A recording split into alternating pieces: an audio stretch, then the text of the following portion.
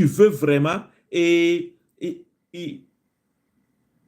faire grandir ta vie avec cette personne, cet homme ou cette femme. Si c'est simplement pour l'intimité physique, ça, ce n'est pas une raison de se marier. Si c'est seulement pour avoir des enfants, ça, ce n'est pas une raison suffisamment valable de se marier. Parce que beaucoup de gens ont des enfants sans se marier. Beaucoup de gens font l'intimité physique sans se marier. Mais lorsque tu décides de te marier, il doit avoir cette ferme volonté, voilà, qu'à partir d'aujourd'hui, moi, je veux grandir, je veux faire ma vie avec toi. Voilà l'expression. Beaucoup de gens disent ça. Ah, je veux faire ma vie avec toi. Mais ils ne sont pas sincères, ils ne sont pas honnêtes envers eux-mêmes. La preuve est que dans la pratique, ils font leur vie seuls. Ils laissent leur conjoint ou leur conjointe. Oui, ils mènent une vie séparée complètement. Non, c'est du déchet, ça. C'est du déchet. Donc, la ferme volonté de grandir ensemble. L'autre chose, un autre élément, une autre clé importante, c'est l'engagement. Oui. Est-ce que tu es engagé? Merci à ceux qui se connectent, à ceux qui sont toujours connectés depuis longtemps et qui suivent ce direct-là.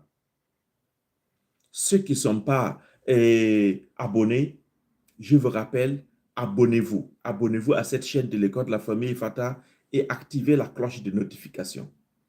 Oui, comme cela, à chaque fois que je poste une vidéo ou que je suis en direct, vous allez recevoir une notification.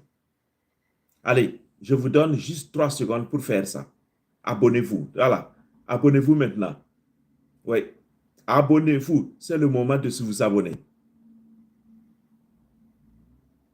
Voilà, merci bien. Donc, ici, je suis en train de vous donner 3 clés. 3 clés pour que votre relation s'épanouisse, pour que votre relation réussisse. Les 3 clés. Première clé, la volonté de grandir ensemble. Deuxième clé, l'engagement. L'engagement, c'est quoi? C'est être impliqué dans le mariage, être impliqué dans la relation. Oui, il faut être dedans. Tu ne peux pas dire que tu vis avec une femme ou tu vis avec un homme et toi-même, tu n'es pas impliqué. Ça veut dire que tu ne t'impliques pas à résoudre les problèmes de cette relation, tu ne t'impliques pas à arranger la relation, tu ne t'impliques pas à faire de telle sorte que la relation marche. Non. Et la troisième clé, c'est les efforts. Quels sont les efforts que tu fais pour que ton mariage réussisse? Donc, vous voyez, ce livre-là, c'est vraiment pour vous, pour cette année 2025-là. Je l'ai publié et j'ai dit, tous ceux qui vont l'acheter et le lire et le pratiquer. Oui, lire et pratiquer. Il ne s'agit pas seulement parce que ce n'est pas fait pour être lu seulement, mais c'est fait pour être étudié, comprendre et pratiquer. Par exemple, quand tu as compris ces 3 clés que je suis en train de vous donner là, ah non, non, non, non, non, ta vie change. Ta vie change complètement. Vous voyez?